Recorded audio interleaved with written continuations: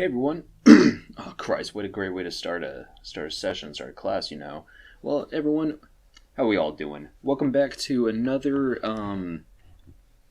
film class recommendation set list where I talk about a bunch of movies shows like anime, cartoons, whatever that I watched.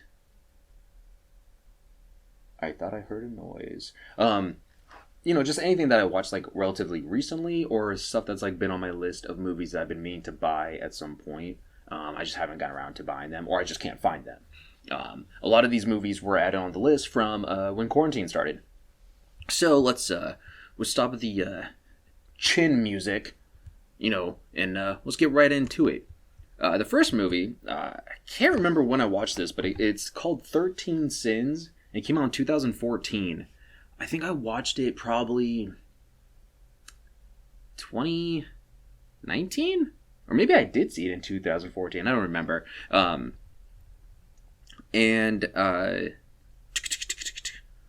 Holy shit, I forgot that Ron Perlman was in this movie. Okay, sorry, let me start from the beginning. So this movie starts with the son of like a really wealthy man gets this phone call basically asking him to eat a dead fly. There's like a fly in his house and he kills it, and as soon as he kills it, he gets this phone call that's like, hey, I will give you X amount of money if you eat that. And he goes, well, shit, yeah, I'll do that. But then that kind of starts this whole game where he's constantly getting these phone calls and they tell him to do something else, do this for this much money, do this for so much money, do this, and they basically keep pushing him, doing more and more crazy things to get this more money. Also, just like all recommendation set lists, there will be spoilers. So, and the ending of this one has a really big spoiler in it. So there's him and his brother. And they have this really wealthy dad, and their mom died when they were younger, and it's kind of like unsure like how the mom died. It's kind of like mysterious. It's kind of like very unclear. But towards the end of the movie, the main character gets a phone call, and he's like, "Hey, I will give you X amount of money if you kill your dad." And he's like, "Are you fucking kidding me? I'm not gonna do that." But he goes home and he's like talking to his dad. His dad's like this old bastard that, they never liked or whatever. And his dad's like, I knew you'd be coming here because years ago I got a phone call just like you did. And this is when it's revealed that the father, the reason he's so wealthy is because he killed their mom. And like he went out and he killed the mom, and that's why he got so much money. However, so when the son is like talking to his dad about this, his brother comes in too, and he's like, what are you doing here? And that's when you find out that his brother is also playing this game, getting these phone calls, and he's also there to kill his dad because he wants to give the money to his brother and his like girlfriend so that way they can be married. He wants to give him like a good wedding. I don't know, there's something weird there. There's a lot of story there or whatever. But that's like a good portion of that movie basically. But it is really freaking good because it's crazy to see like, watching a character get pushed to like his limits or whatever. But like, I don't know, I think it ends in a really good way. And Ron Perlman is in it. He's like the main cop detective guy. I can't remember. His name is Detective Chilcote. That's awesome. The main character is this actor called Mark Webber, who actually the only other movie that I know him from is Scott Pilgrim vs. the World. He plays Steven Stiles, the lead of the band. And then he's also in the movie Green Room. Those are the only two movies I know him in. But I knew him from only Scott Pilgrim. So yeah, that's 13 Sins. It's really cool. It's a really good like psychological thriller watching, a character basically just kind of fall apart. He falls apart because he wants this money because he wants to like provide for his wife. And I think they have a kid on the way. And, he's just trying to, like, do the right thing. But then at the end, it's revealed that to get the amount of money that he wants, he has to kill a family member. I won't spoil the full ending, but it's really good. I highly recommend it. All right, the next movie we're going to be doing I'm almost positive I watched this one during quarantine. It's a very classic movie. You all probably have heard of it. The 1965 A Few Dollars More. And this is... Now, wait a minute. Did I actually watch this? I swear I did. Did I see this? Hold on. It's on my list. I must have watched this. Well, shit. Let me think. Oh, what the fuck? You know what? Maybe I didn't see this one. What the fuck? Oh, you know what? Okay, you know what? I don't think I've seen A Few Dollars More. I think I watched The Good, the Bad, the Ugly, and I'm pretty sure this movie is attached to that movie. Hold on. Few... oh, shit. Few Dollars More. Good, Bad, Ugly. Aren't they connected? Oh, yeah, it's the Dollars trilogy. Oh, shit. Oh, fuck.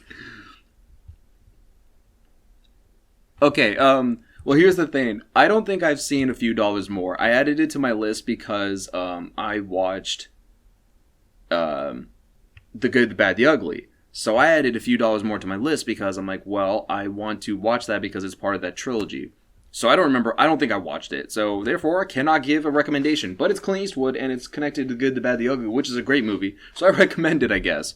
Oh, that's awesome, because that means I can recommend this other movie. So I'm going to do 5 movies this session, during this class period.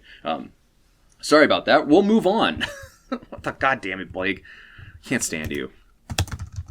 Okay, so the next movie I did watch, I think it was during quarantine. Actually, maybe it wasn't. Maybe it was like right when we were getting back. No, it was during quarantine. Okay, the movie I watched is the 2020 movie called A Whisker Away. It's an animated movie, and it's about this girl who basically makes, like, I can't remember exactly the theme of it, but from a certain point, there's a time period in the day where she becomes a cat. And as a cat, she goes and hangs out with her classmate, who she wants to, like, get to know and become friends with, and I think she has, like, a big crush on him. I'm pretty sure she has a big fucking crush on him. So she becomes a cat. But then the movie kind of takes like a really kind of wild ride because it's, you know, her learning all these things about this guy. Oh my god, Johnny Yun Bush is in it? Dude, that's the Black Power Ranger. That's fucking awesome. I did not know that. Holy shit. That's fucking sick, dude. Oh my god, it's the Black Power Ranger. But yeah, I really like this movie.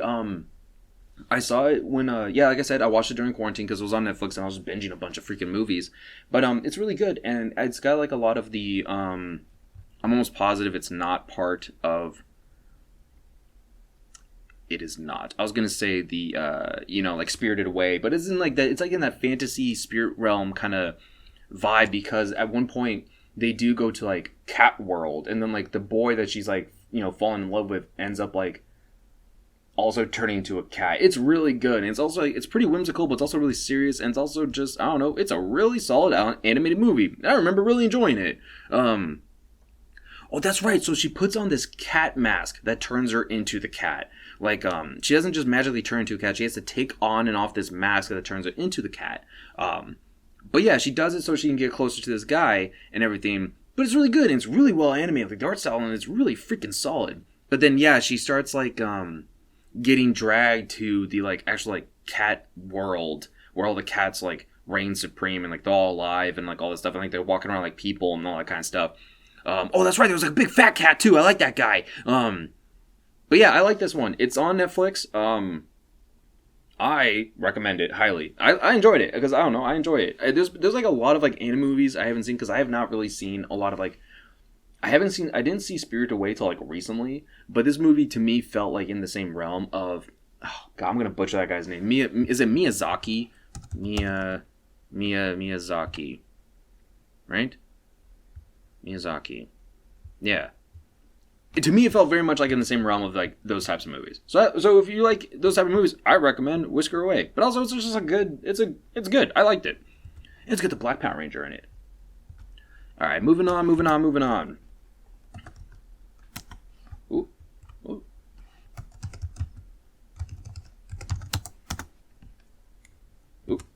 damn it. No, not images. Get out of here. Alright, the next movie is... Also, I'm pretty sure I watched this on... What was this, Netflix? I can't remember where I streamed this one from, but it is the 2019, right? Yeah, 2019 animated movie Abominable, which is about, like, three kids who are trying to get a baby Yeti back to his family of much gianter Yetis, which, by the way, spoiler alert, when you see his Yeti parents, they're so freaking huge. Like, he's a baby, I get it, but it's basically like, if... Like, I don't know, he's like fetus sized to like a grown adult. Like, he's really, really small. One, though, I like the artistic direction of this movie, and I really like the animated style, and also the Yeti is really freaking cute. It's very much like in the same realm of like Sea Beast and How to Train Your Dragon, where it's like, oh, I'm a kid, and I have like a giant monster buddy who's really, really freaking adorable, and he's really cute. But... if I'm not mistaken, this movie also had one of the... Yes. So, in the movie, like, the main antagonist is a... I'm pretty sure they're like a cryptoid hunter. They want the weird stuff. Like, they go and they look for the weird stuff. And you know what? I'm pretty sure it's played by Sarah Paulson. Oh my god, that's right. Eddie Izzard is in this. That's awesome. But, they introduced these, like, little characters called the whooping snakes, which are just these snakes that go, whoop, and they just go, whoop, whoop, whoop. So, what they do is, like, they'll coil up, and then they lean up with their head, and they go, whoop, and it's really cute. But there's, like, one part where, like, it's hiding in a car, and they take the whole car apart, and it keeps popping his little head up going, whoop. I don't know, it's really funny. But I really enjoyed it. It's, like, a really good, like, kid animated movie, and I don't think, I'm almost positive, I don't think it's part of like Pixar or Disney. I think it's like kind of like it's I think it might be like it's like own thing, you know.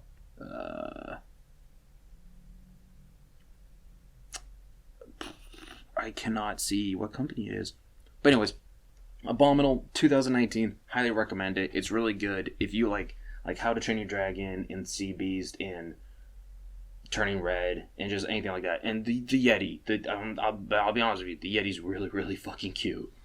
He's a good guy, but I liked it and I recommend it. All right, we'll be moving right along to I know you can hear me typing, like, ow, I hit my hand, ow. Okay, so this movie I did not watch over quarantine. It's one of my favorite movies, though. I've just been meaning to buy it and I just haven't gotten around to it. It's one of those things where, like, so many streaming services, and I was like, why even own, like, physical copies? But, of course, I'm talking about the 2007 movie Across the Universe, which is by far one of my favorite movies ever. And, I don't know, it really just means a lot to me, and, like, it really kind of, like, shaped a lot of, like, art that I feel. I don't know.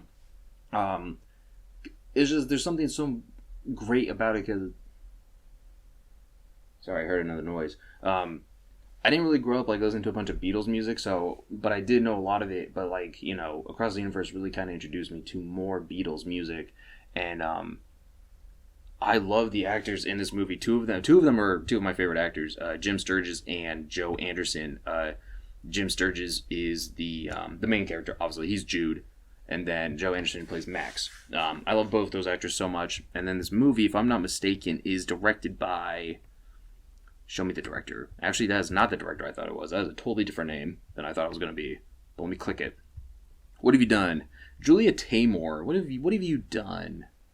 What else have you done that I've seen? Nothing. I have not seen any of this. But she did that movie, The Tempest, in 2010 that I kind of wanted to see. But anyways, it's really good, and I love the way that they incorporate the Beatles music. And again, I'm a huge, not again, this is the first time I'm telling you, but I'm a huge fan of musicals. And I know some people are like, well, you know, it's not an original musical, it's just using songs from the Beatles or whatever. But they do it in a really, really good way, and I really enjoy it. And I love the art style, I love the creativity, I love like the conflicts and everything that they do in it, because it's also like this huge story. It's not just like a bunch of goobers listening to Beatles music. It's like there's actual stories going on, and the Beatles music is just kind of help tell that story. I really, really liked it. If you've never seen it, do yourself a favor and watch it. If you love the Beatles, if you love musicals, if you love, I don't know, flashing arts, because it's also got like a lot of cool, like really art pieces and like dancing scenes. I don't know. I love it. I'm a huge fan of Moulin Rouge. I fucking love that movie to death. And this movie to me felt very in the same field of Moulin Rouge. So highly recommend. Alright, the last movie that I'm pretty sure I did watch over quarantine, or definitely watched it like a little bit after quarantine, like when we came back, is... Oh, you need to give me the IMDb, because I can't just Google what I Googled. Oh, for God damn its sakes, that's right. There's a new movie with the exact same name coming out. But that's not what I'm talking about. I'm talking about... I hope this is the one. Nope. God damn it. How many movies are there that are named... This? Who's texting me? Someone's texting me too. Is it 2015? Oh yeah, it's 2015. Jesus Christ. I gotta... God damn it. Okay, in 2015, this movie called Air came out. But in 2023, a new movie's coming out of Air of Ben Affleck, and it's that Michael Jordan movie. But I'm talking about Air 2015 with Norman Reedus and Djimon Hounsou. I love both those actors so much. I love Djimon Hounsou a lot, and I honestly think that he deserves a lot more work. I think he deserved much better than he got in the Marvel Universe, because apparently before they made the Fantastic Four, when they were going to make Fantastic Four 3 with Chris Evans and Ewan Grufford and Jessica Alba and Michael Chiklis, Djimon Hounsou was going to be Black Panther in Fantastic Four 3. However, of course, the movie didn't get made. So then Djimon Hounsou went on to voice Black Panther in a animated movie. But he was not in the Black Panther movie because he's already in Marvel as a Korra, but who gives a shit, you know? But he deserved better. He deserves so much better because I think he's a freaking fantastic actor. Everybody loves Leonardo DiCaprio, but let's be honest, Blood Diamond was Djimon Hounsou's movie. But he's going to be like a new guy in Zack Snyder's Rebel Moon. I'm super excited for that. But this movie also has Norman Reedus, who I also love. The movie is about these two dudes, like in the new future, where they have to take care of like people who are sleeping, and like they kind of wake up on cycles, and the whole thing is that they run out of air, essentially. In the new future, breathable air is non-existent, and two engineers tasked with guarding the last hope of mankind struggle to preserve their own lives while administering to their vital task. Because they have to like do these like little work jobs or whatever, and at one point, Norman Reedus is, because like what they do is they go into like these like little cryo beds and get like frozen in sleep or whatever. And Norman's gets broken, so now they have to go on like missions trying to get different air and like trying to fix the suits and all this stuff. And Djimon Hounsou has like a wife and everything, but it's really good because it's like it's one of those like genres of my favorite type of horror movies where it's like only two actors or two characters or one actor and they're doing stuff. It's very like almost like man, I don't even know what to compare it to. But it's you only have like a very, very, very small cast, and you know they're dying. It's almost like the beginning of Pandorum, like, you know, the beginning of Pandorum before they start introducing all the monsters and the mutants. But it's just like this weird thriller of like, oh man, there's stuff going on, there's something weird going on, but you don't really know, and you know there's only two people, and then you know two dudes always gonna start butting heads, and like they start having attitudes with each other, and they start like having issues with each other, and there's no trust between these two dudes, and then it's like you just get in that thing where like you spend too much time next to somebody, you just start not liking them all of a sudden. But I really, really enjoyed Air. I was really looking forward to it because, again, love Digimon. I don't know, his name looks like Digimon. But I love Hounsou and I love Norman Reedus, and it's really good. If you want to see like a movie of like just good acting and like a pretty good solid story, I recommend Air. I think it does kind of have the issue that it's a movie that probably could have been a short film of like only 45 minutes, but it's like a 2-hour length movie. But I liked it a lot, and I recommend it. And that was in 2005. Who directed that? Let me look. Christian Cantamessa. What else have you directed? No fucking way. He wrote the Red Dead game? The Red Dead Redemption game? Yeah, okay, I guess he wrote the Red Dead Redemption game. What the shit? I didn't know that. But what have you directed? He's only directed 5 things.